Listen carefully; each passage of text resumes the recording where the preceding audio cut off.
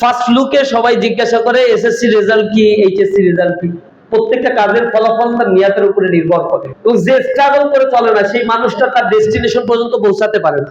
এই সময়ের পড়াশোনা এবং এই রেজাল্টের উপরে ভিত্তি করে আমার ফিউচার প্ল্যান, আমার লাইফটা কোন দিকে আমি নিয়ে যেতে চাই তার অনেকাংশেই ডিপেন্ড করে। এই যে রেজাল্টটা বা ইন্টারমিডিয়েটের আগে যে দাখিল বা তার আগে দাখিল আর আলিম, এই দুটা খুব গুরুত্বপূর্ণ।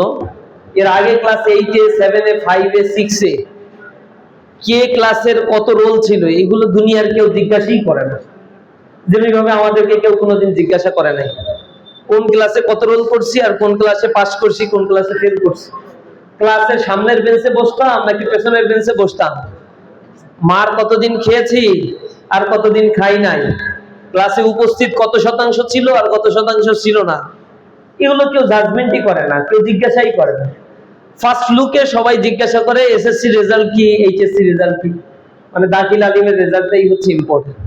আপনি হায়ার স্টাডি করতে যান এই রেজাল্টের উপর ভিত্তি করে, চাকরি করতে যান এই রেজাল্টের উপর ভিত্তি করে, ইউনিভার্সিটি অ্যাডমিশন দিতে যান এই রেজাল্টের উপরে ভিত্তি করে। আপনি যাই করতে যান না কেন আপনার এসএসসি এইচএসসি রেজাল্টটা কি এটা ফ্যাক্টর। ইভেন বিয়ে শাদী করতে গেলেও রেজাল্টের উপরে গুরুত্বপূর্ণ প্রভাব আছে। আপনি মেধাবী কি মেধাবী না তার মেজারমেন্ট হচ্ছে এই রেজাল্ট। এই সময়টার ওজনটা অনেক গুরুত্বপূর্ণ, সুস্থ থাকাটা খুব গুরুত্বপূর্ণ, আল্লাহর নিয়ামতের অধীনে থাকাটা গুরুত্বপূর্ণ। এই সময় অনেক ছাত্রকে আমি দেখেছি নামাজ পড়ে খুব সুন্দর, ফজরের সবার আগে ওঠে, ঈশান নামাজও জামাতে পড়ে, পরীক্ষা শেষ হয়ে গেলে আর রেজাল্ট হয়ে গেলে আর খোঁজ পাওয়া যায় না।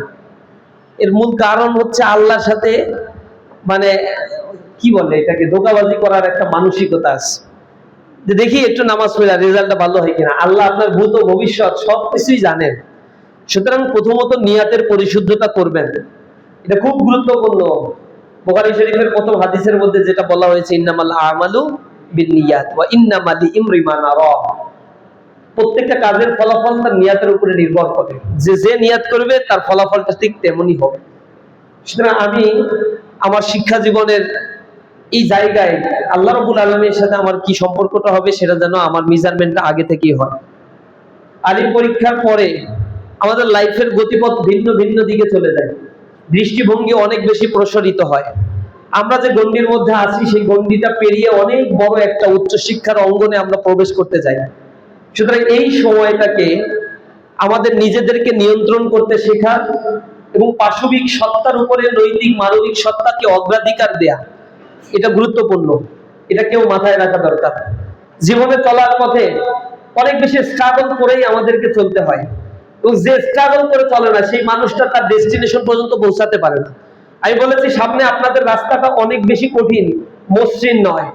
এজন্য প্রত্যেকটা পদক্ষেপ অন্যের তুলনায় একটু পরিশ্রম প্রিয়তা, কষ্ট সহিষ্ণুতা, এই জিনিসগুলো নিজেদের জীবনে অ্যাডাপ্ট করে চলতে পারলেই কেবল সার্ভাইভ করতে পারবেন। আদারওয়াইজ আপনি অন্যদের মতো হারিয়ে যাবেন, এই সমাজ ব্যবস্থার সাথে আপনি অ্যাডাপ্ট করতে পারবেন না বা টিকে থাকতে পারবেন না।